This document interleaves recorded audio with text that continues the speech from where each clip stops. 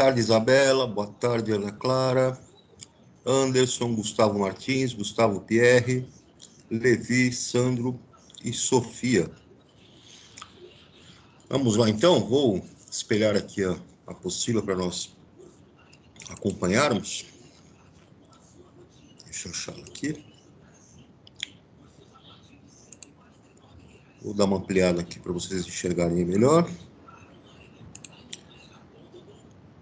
Tá dando para enxergar aí, gente? Tá. Então, ó, na última aula, nós vimos lá os ácidos e as bases, né? As duas primeiras funções, substâncias inorgânicas. Vimos lá como é que é a definição de um ácido, como é que é a sua estrutura, suas propriedades, né? Alguns exemplos. Vimos as bases também, como é que é a sua estrutura, quais são as suas propriedades, né? Vimos alguns exemplos aqui de bases também. E agora nós vamos para mais uma substância inorgânica, né? Um grupo de substâncias inorgânicas que são os chamados sais. Então, os sais, nós temos uma variedade enorme aí de substâncias que têm essas propriedades. O principal exemplo que nós temos aí é o cloreto de sódio, NaCl, né? É o principal constituinte aí do sal de cozinha e é comumente, né, popularmente aí chamado só de sal. Mas nós temos aí diversos tipos de sais, na verdade. Nós temos uma enorme quantidade de substâncias que tem essa funcionalidade química, né, de ser um sal. Então, como é que funciona? Os nossos sais, eles vão ser compostos iônicos, compostos formados numa ligação iônica entre um metal e um não metal. E como que eles se originam, né? Ácido e uma base. Essa reação química é chamada de reação de neutralização ou de salificação. Então, o produto de uma reação entre um ácido e uma base é uma nova substância que vai ter as suas propriedades características, né? Os sais. Como que isso acontece, então? Os ácidos têm a propriedade de serem doadores de H+, ou seja, liberam H+, em solução aquosa. As bases liberam OH-, ânions hidróxido, quando dissociam em água. O H+, que vem do ácido, vai se combinar com o OH-, que veio da base, e vai formar uma molécula de água. Então, o cátion do ácido, H+, combinado ao ânion da base, OH-, vai formar, então, a nossa água, vai formar um sal. Vai ser um outro produto dessa reação de neutralização. Então, observe aqui no esquema, nessa figurinha, que foi colocada aqui uma solução de hidróxido de sódio, NaOH, uma base, né? E está aqui o nosso hidróxido de sódio, então, né, dentro da sua dissociação iônica, eu tenho aqui as moléculas de OH- e os cátions Na+, soltos, né, porque houve a dissociação iônica. E aí é colocado, misturado, uma solução de ácido clorídrico, HCl. Notem aqui que o HCl está ionizado nesta água, né? Então estão liberados aqui os íons H+, pequenininhos, e os íons Cl-, os ânions Cl-, também verdinhos aqui, todos eles com mobilidade, soltos. Quando os dois interagem, então, essa solução salina, então, vai ter a presença de quem? Vai ter a presença do nosso sal, dissociado também, né? E moléculas de água. Então, notem aqui na equação química como que isso é representado. HCl, aquoso, né? Ele está ionizado nessa água, reagindo com hidróxido de sódio, NaOH, também aquoso, ele está dissociado. E eu vou ter a formação de NaCl, que é o cloreto de sódio, o nosso sal, e vejam que se libera também água líquida. Então, reparem onde está, né, em negrito, que o H+, que vem do ácido, combina com o OH-, que veio da base, para formar H2O. Houve uma neutralização entre o ácido e a base. Por isso, essa reação também é chamada de salificação. Pois, como um dos produtos que vocês viram aí vai se formar, é um sal. Então, a definição para um sal será qual? Está aqui, ó. O sal vai ser um composto iônico formado por um cátion. Esse cátion é um cátion de um metal, né, que veio de uma base, e um ânion proveniente de um ácido, né, que veio por meio de uma reação de neutralização. Então, todo sal que nós vamos ver, que veio de uma base, e um ânion que veio de um ácido. E eu sempre vou escrever a fórmula dos sais, claro, né, escrevendo quem é o cátion e quem é o ânion na sua composição. Então, o cloreto de sódio, por exemplo, ele é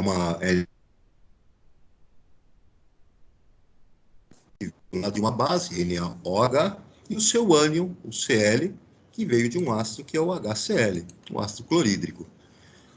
Os sais, eles têm propriedades que são características, dentre elas, quando estão no estado sólido, eles não conduzem corrente elétrica. Mas se eles estiverem fundidos, né, derretidos, como há a separação de cátions e ânions, a quebra daquele retículo cristalino, você então consegue conduzir eletricidade quando eles estão fundidos. E também, quando eles são dissolvidos em água, eles passam pelo processo de dissociação iônica, separação dos cátions e dos ânions, né? Os íons se separam. Então, veja que o cloreto de sódio sólido, uma vez que ele é dissolvido em água, acontece a dissociação iônica, a quebra da ligação iônica, e eu vou liberar o cátion, Na+, aquoso, e o ânion, Cl-, aquoso. Essa água, então, essa solução, ela é capaz de conduzir corrente elétrica, porque nós temos íons com mobilidade. Então, como esses íons têm mobilidade, possuem cargas elétricas, essa solução vai conduzir corrente elétrica também. É uma solução também eletrolítica. Aqui nós vamos mostrar um quadro para vocês, alguns exemplos de processo de dissociação iônica, né, e as suas aplicações aí comuns, né? O hipoclorito de sódio, por exemplo, NaClO. O hipoclorito de sódio, colocando em água, vai passar por dissociação iônica e vai liberar Na e o ânion hipoclorito, ClO menos aquoso. Esse aqui é o principal componente da água sanitária, né? A água sanitária, então, é uma solução que eu tenho esse hipoclorito, né, é usado tanto para você usar como alvejante, né, quando você vai limpar, lavar roupas, tudo é um alvejante, e também é bastante utilizado aí como desinfectante, né? A ação que ele tem do cloro acaba matando bactérias, acaba matando também micro-organismos, e então é muito utilizado aí também como um desinfetante. Outro exemplo é o carbonato de cálcio, KCl3.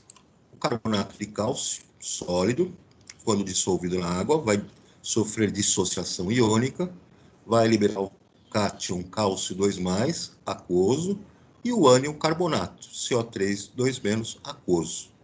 Tem esse carinha aqui, ele é utilizado na produção do cimento e também utilizado na agricultura aí como um corretor de acidez do solo. Ele diminui a acidez do solo, né, para que você faça uma plantação, pratique lá a agricultura com um melhor rendimento.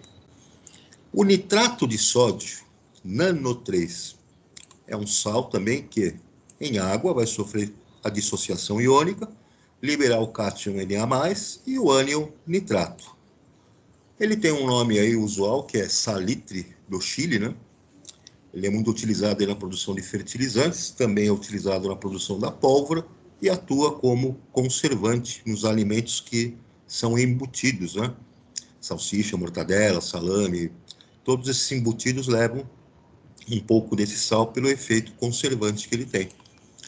O cloreto de cálcio, um outro sal, cloreto de cálcio, CaCl2. Então, quando ele é colocado em água, vai sofrer a dissociação iônica e liberar cátions cálcio 2+, e 2 ânions cloreto aquosos. Esse carinha aqui ele é utilizado para você poder remover a umidade, né? Ele controla a umidade. Então, se você coloca lá um recipiente que tenha o cloreto de cálcio no guarda-roupa, ele evita a formação lá de fungos, bolores, por ter uma ação de absorver a umidade, absorver a água do ar, né, naquele ambiente.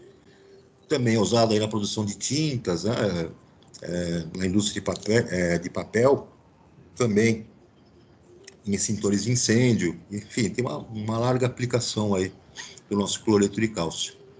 Esse outro sal, o hidrogenocarbonato de sódio, vocês também conhecem ele como bicarbonato de sódio, NaHCO3. Ele, quando colocado em água, vai sofrer uma dissociação iônica, vai liberar o cátion Na+, aquoso, e o ânion bicarbonato, também aquoso. Ele é utilizado aí no combate à azia, né? Ele é um antiácido, portanto, medicamentos para azia têm a composição bicarbonato. Também ele é utilizado como fermento químico, né? Fermento que possui bolos, né? Pães, biscoitos, enfim. No processo de aquecimento, ele se decompõe, libera gás carbônico, e o gás carbônico, então, tem a ação, né, de deixar aquela massa mais fofa, uma massa mais leve, né?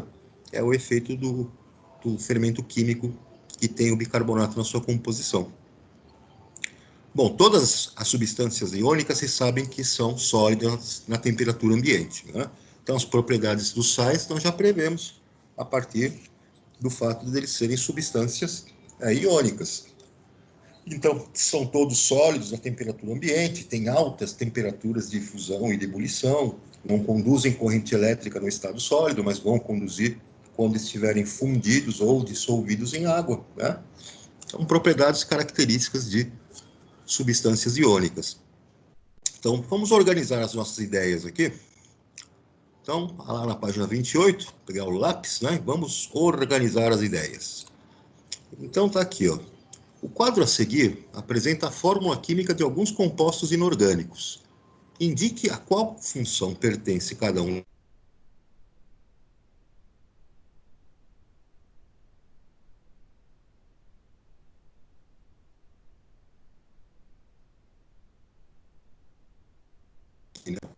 Esse carinha é um ácido.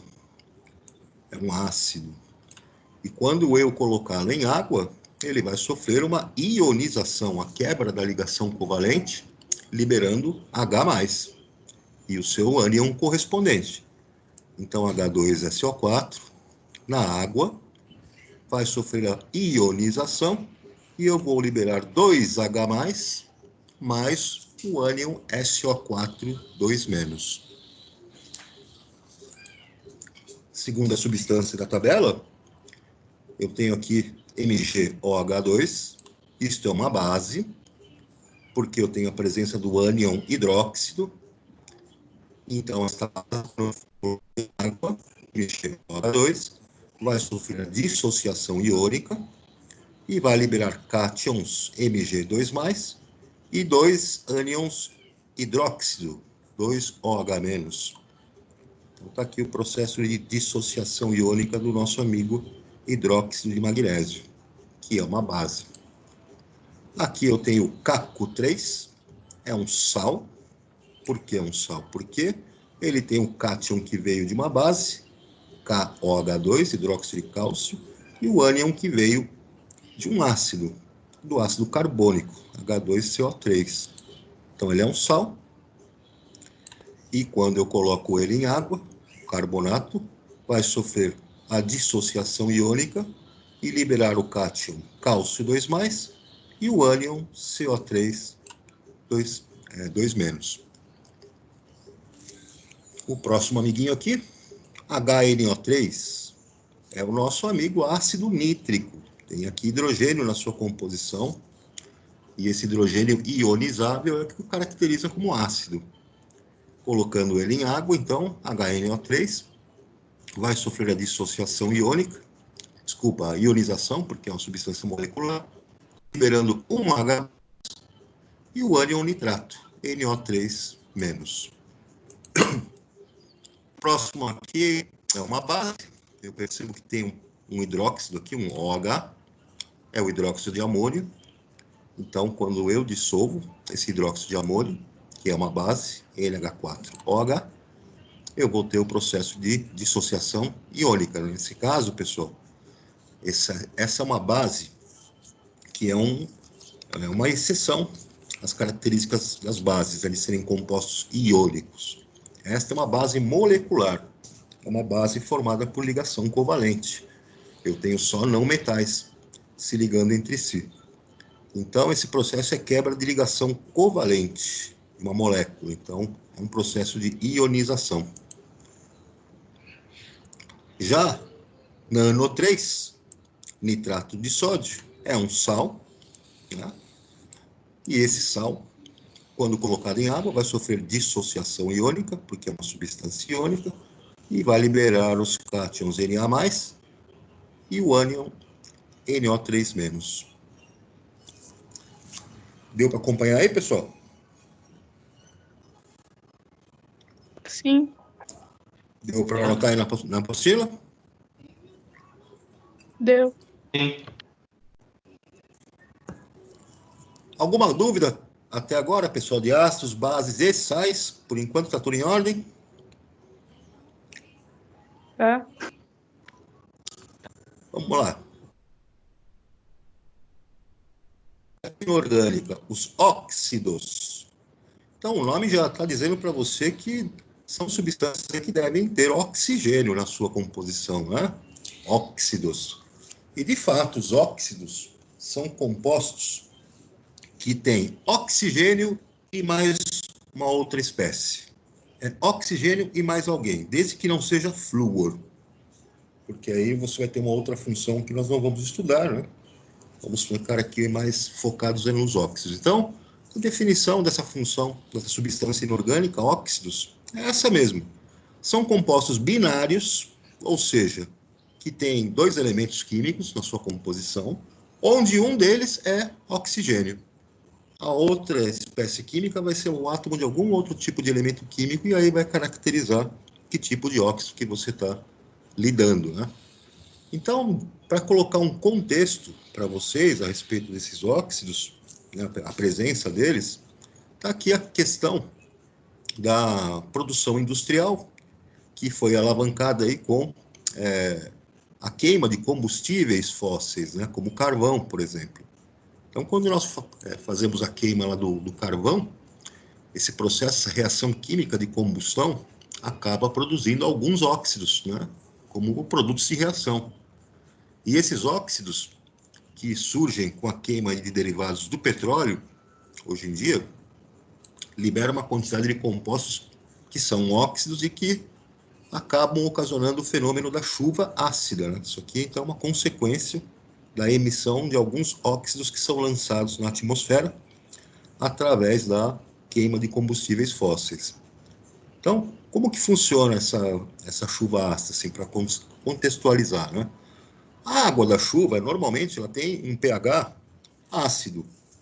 Naturalmente, isso acontece porque a água da chuva entra em contato, né, com o gás carbônico, que está naturalmente presente na atmosfera, e acontece uma reação química de formação do ácido carbônico.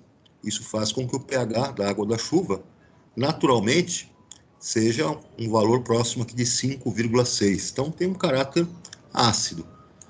O problema é que, quando você começa a juntar outros gases, né, lá na atmosfera, gases esses que são provenientes da queima de combustíveis fósseis, gasolina, óleo diesel, por exemplo, carvão, mineral, né, você começa a produzir alguns outros gases que são óxidos que contêm enxofre e nitrogênio.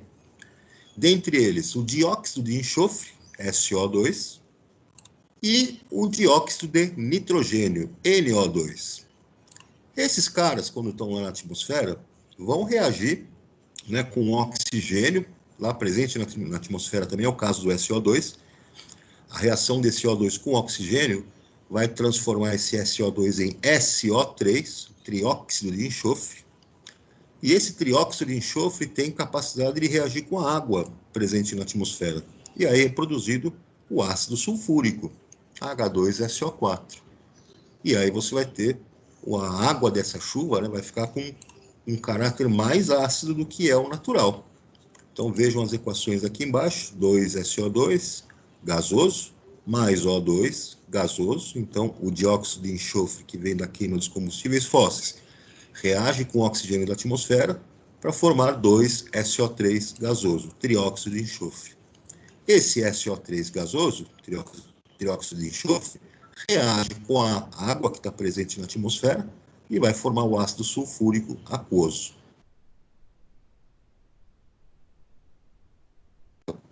Vai ser muito maior, né? Então, quando você tem essas precipitações, né, essa chuva, você vai afetar estruturas metálicas, por exemplo, porque os ácidos atacam, né, corroem lá os metais.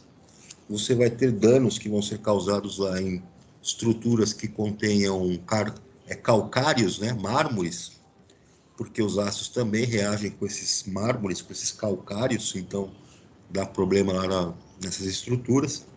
Você vai ter um aumento da acidez do solo, e isso vai afetar planta, né, vai afetar plantação, vai afetar árvore, vai afetar todo o bioma lá que depende dessa água. E você tem também uma acidificação da água que vai correr depois, né, para os lagos, rios, né? E aí você tem uma mudança de você afeta também aos seres vivos, né, que vivem nesses ambientes aquáticos. Então, gera alguns problemas aí para nós essa chuva ácida. Uma outra conexão que é feita é a respeito do efeito estufa, né? Muito se fala aí da questão do aquecimento global, mudanças climáticas e por aí vai. Então, o que acontece? Nós temos na atmosfera uma quantidade de gás carbônico, CO2.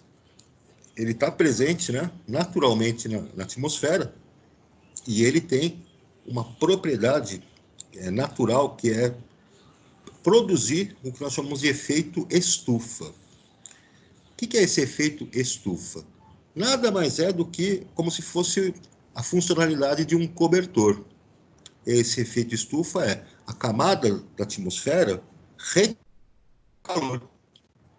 Então, o calor que vem através dos raios solares, ele aqui no esqueminha dá para você observar melhor. Então, a energia solar, né, na forma de calor, atravessa lá a nossa atmosfera e chega na superfície do planeta. Uma parte dessa energia já é absorvida, outra parte é refletida. Essa radiação solar, uma boa parte dela é refletida, e se eu não tivesse alguns gases com essa propriedade de efeito estufa, toda essa radiação seria refletida e se perderia no espaço. Então, o que acontece? Eu tenho a nossa atmosfera fazendo esse efeito estufa por causa desses gases, então parte da energia que seria totalmente refletida, ela acaba sendo aprisionada, ela fica retida, né, nessa atmosfera pela ação desses gases de efeito estufa, gerando então uma situação aqui no planeta de aquecimento. Esse fenômeno, naturalmente, é necessário que ele ocorra, né? Porque a gente precisa ter a atmosfera, de uma certa forma, aquecendo, mantendo o planeta aquecido, porque senão nós teremos amplitudes térmicas violentas, né? Temperatura. Não conseguimos manter um equilíbrio de uma temperatura média que propiciasse a vida, né?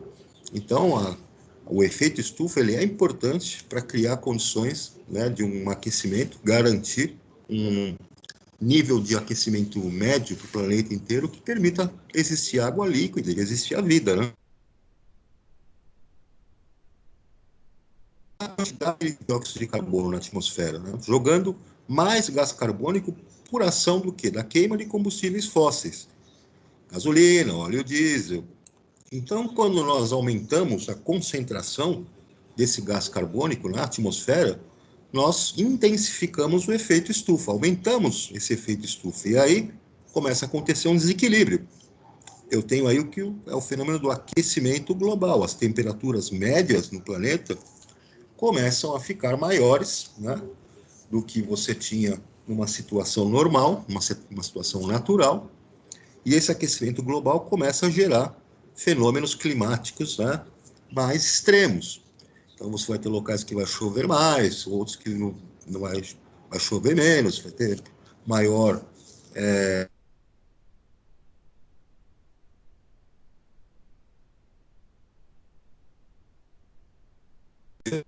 como o clima pode se comportar quando você modifica a temperatura média do planeta. Quando você aumenta essa temperatura média, né? Você pode ter derretimento de geleira, você pode ter aumento no nível de água dos oceanos, regiões que podem ser inundadas, diminuição da salinidade da água dos oceanos, acidificação das águas dos oceanos. Então, são muitos fenômenos decorrentes, né, que podem causar problemas aí para a nossa, né, civilização. Esse gás carbônico, pessoal, como eu disse para vocês, ele pode se dissolver na água, né? Quando o gás carbônico se dissolve na água, ele vai produzir o ácido carbônico.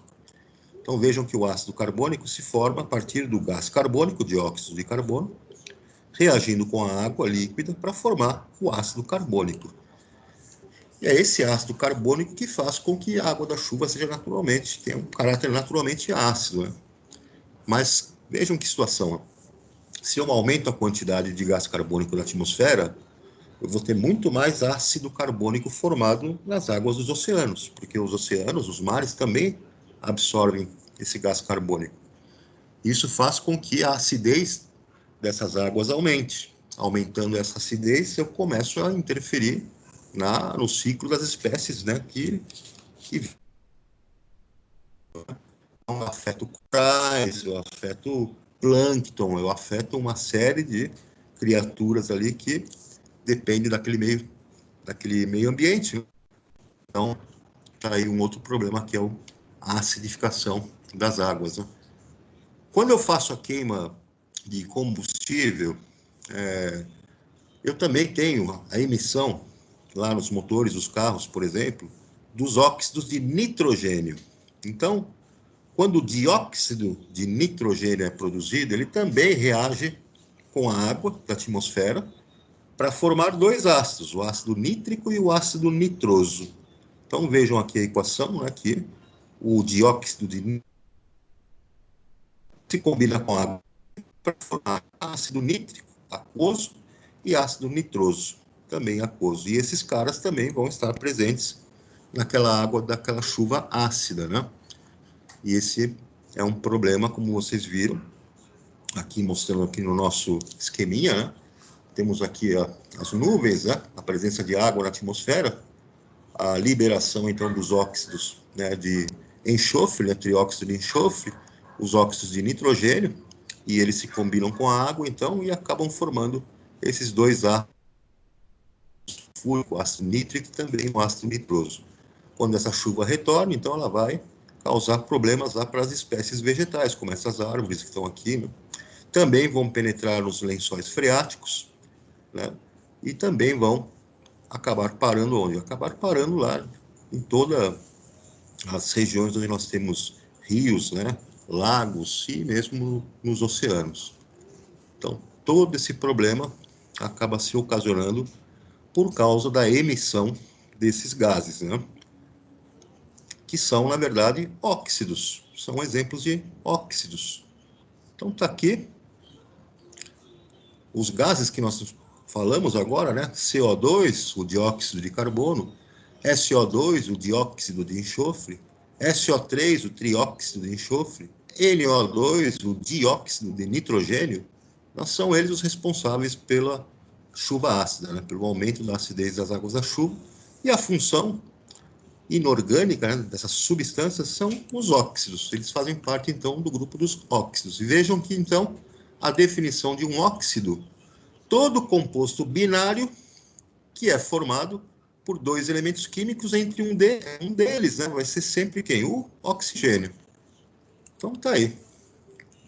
Com exceção daquele flúor, né, que eu tinha falado para vocês, Todos os elementos, todas as substâncias binárias, né, formadas por dois elementos, onde um é o oxigênio, vai ser o nosso óxido. Então está aqui nomes e fórmulas, né? Dióxido de carbono, CO2.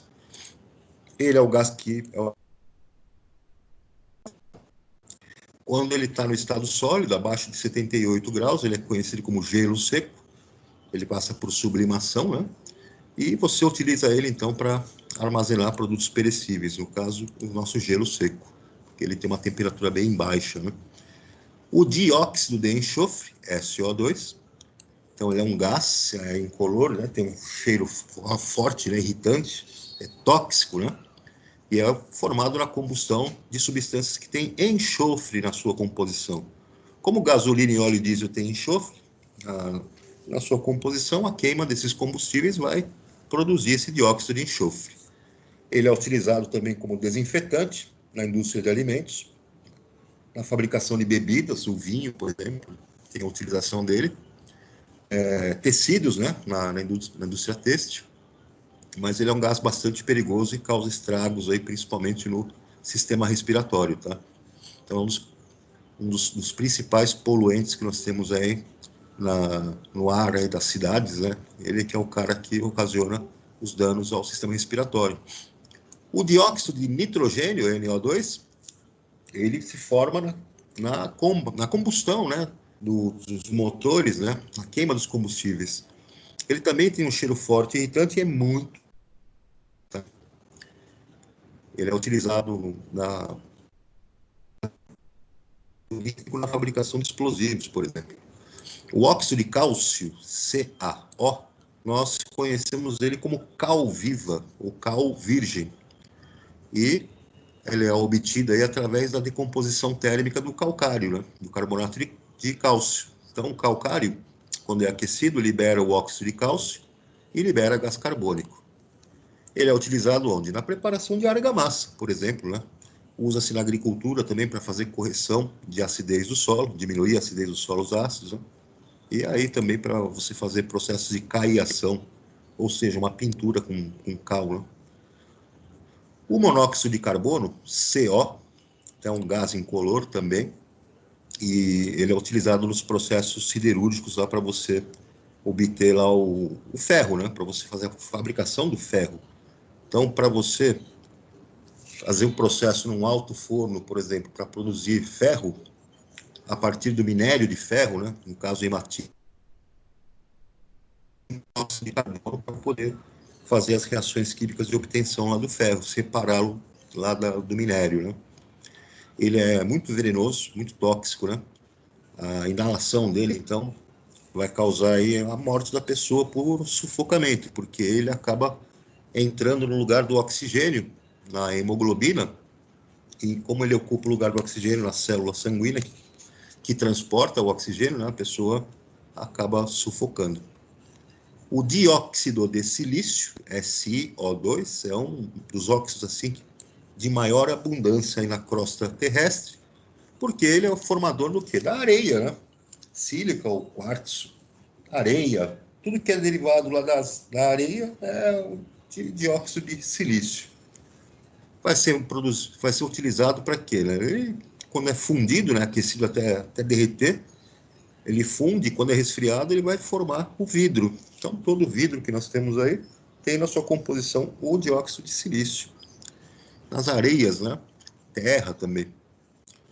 As pedras preciosas, né? Todas elas têm a composição desse óxido, mas também tem algumas impurezas que conferem, né, a coloração característica para uma pedra preciosa. Então, algumas têm cobre, outras têm magnésio, outras têm traços lá de níquel, de ferro. Isso confere a beleza aí dessas pedras preciosas. Até aqui tudo bem, pessoal? Sim. Deixa eu, ampliar aqui de novo. Peraí.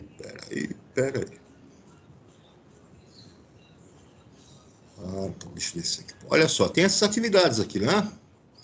Atividades, vocês vão fazer isso aqui de liçãozinha de casa aí, ó. Então, aqui na página 31, exercícios para vocês responderem. Aqui na página 32 também. Exercícios para fazer. Aqui na página 33. Exercícios. Aqui tem um texto na página 34. Olha aí, tem perguntas aqui na página 34. 4 perguntas para responder. Posso comer carne?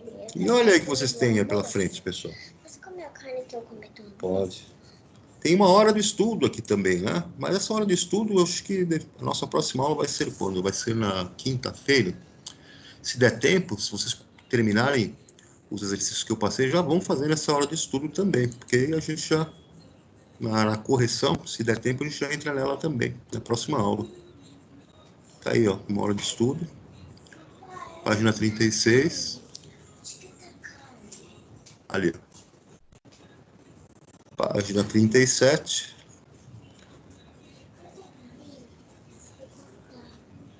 Página 38. Bastante coisa. Se vocês conseguirem terminar aqueles anteriores, já podem ir fazendo esses demais exercícios aqui. E a gente já fecha esse primeiro capítulo. Pessoal, alguma dúvida aí? Não. Tá tranquilo? Tá. Esse conteúdo aqui, o ano que vem, lá no primeiro ano do ensino médio, mas com mais aprofundamento. Mas é bom a gente já ter um primeiro contato para poder já estar preparado com os conceitos, né? Turminha, eu não vou avançar mais aqui, porque aí eu vou ter que entrar num outro assunto lá, que é o ondulatório. Eu só vou dar uma apresentada para vocês nesse assunto.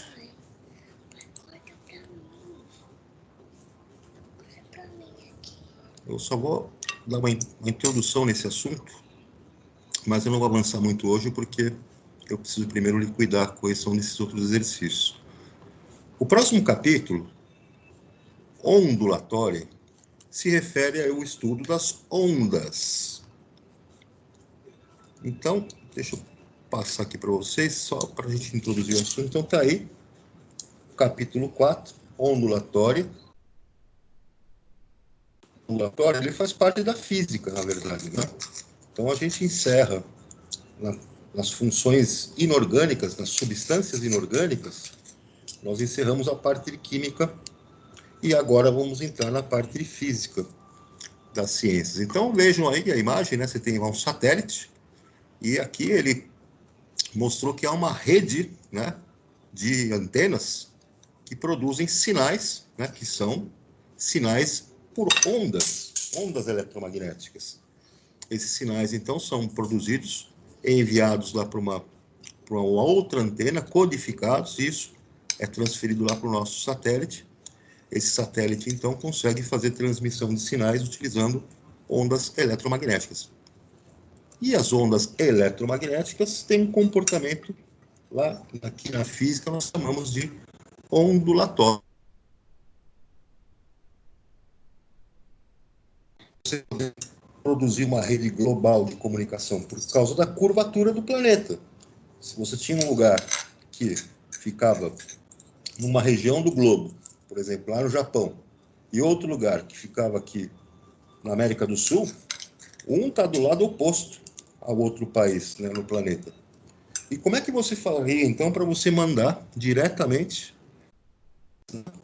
eletromagnéticas de transmissão para esses outros locais? Você não conseguia, simplesmente isso. Agora, com um satélite, aí sim, o satélite você está com ele numa posição geoestacionária, ele está lá, em órbita, né? Ele recebe um sinal e ele está muito mais alto, então ele vai ter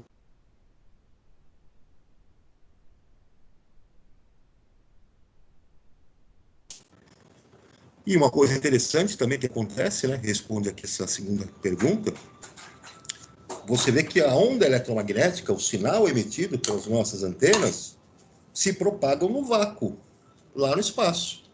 Esses sinais de ondas eletromagnéticas não precisam de um meio material para se propagar. Você consegue fazer com que essas ondas eletromagnéticas se propaguem no vácuo, sem necessidade de meio material para isso. Será que todas as ondas têm essa mesma propriedade? Acho que não, né? Tem ondas que vão precisar de um meio material para se propagar. Então, nesse nosso estudo a respeito das ondas, o primeiro passo vai ser definir o que é uma onda, quais são as suas propriedades, né? Distinguir e classificar as ondas com base nas suas características. Vamos caracterizar o som, identificando os conceitos de frequência, intensidade e timbre. Vamos aí associar o conceito de reflexão a fenômenos como o eco, como a reverberação, funcionamento de sonares, ultrassons, planejar experimentos que evidenciam a composição da luz e a cor de um objeto, investigar os principais mecanismos de transmissão e recepção de imagens e som, né, dos sistemas de comunicação, e pesquisar sobre a aplicação. Beleza, pessoal? Esse vai ser o nosso próximo assunto, parte de ondulatório. Então, eu vou deixar por aqui hoje, na quinta-feira, eu volto para corrigir aqueles exercícios lá anteriores. Tranquilo, gente? Tranquilo. Beleza. Alguma dúvida aí? Não. Não. Fiquem